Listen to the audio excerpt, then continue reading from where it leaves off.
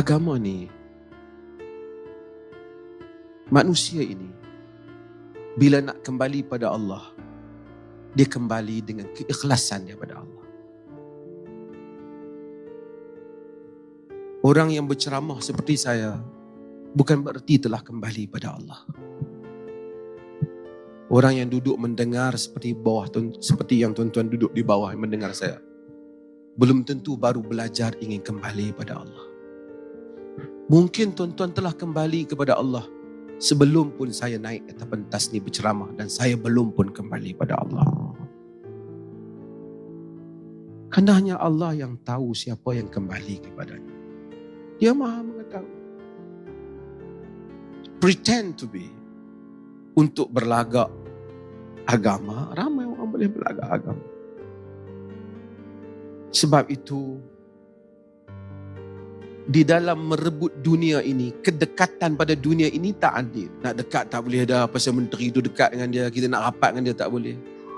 Tapi Allah yang Maha Adil, mufti belum tentu dekat dengan dia. Dan orang yang baru bertaubat semalam mungkin lebih dekat kepada dia, tanpa perlu mengisytiharkan di media sosial. Subhanallah, adilnya Allah ini dalam memanggil hamba-hamba kembali kepadanya. Subhanallah. Sebab itu tuan-tuan, bila kita baca Sayyidul Istighfar yang tuan-tuan baca saban hari, antara ungkapan Sayyidul Istighfar itu dua baris yang sangat penting untuk menjadikan insan itu balik pada Allah dan insaf di dalam dirinya. Yang pertama, abu'u laka bi ni'matika alayya. Yang kedua, apa? Abu'u bi dzambi fa innahu la yaghfiru dzunuba illa. Abu'u laka bi ni'matika alayya. Tuhan, aku mengaku banyaknya nikmat-Mu kepadaku. Sehingga kita mengaku banyaknya nikmat Dia pada kita.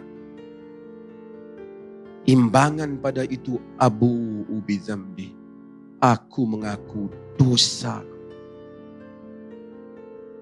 Apabila mengingati nikmat Tuhan dan kemudian mengingatkan tentang dosa kita,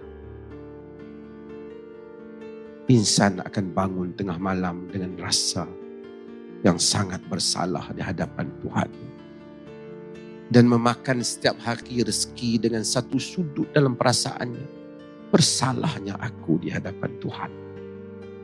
Dengan menikmati segala kurniaan yang ada, bersalahnya aku di hadapan Tuhan. Dengan nikmat yang dikurniakan, dengan dosa yang aku lakukan. Orang yang mengakui dosa tapi melupai nikmat Tuhan, tidak merasa manisnya iman dan manisnya istighfar. Maka apabila kita kenangkan kurniaan Tuhan pada kita dan kenangkan salah kita terhadap Allah, kita akan rasa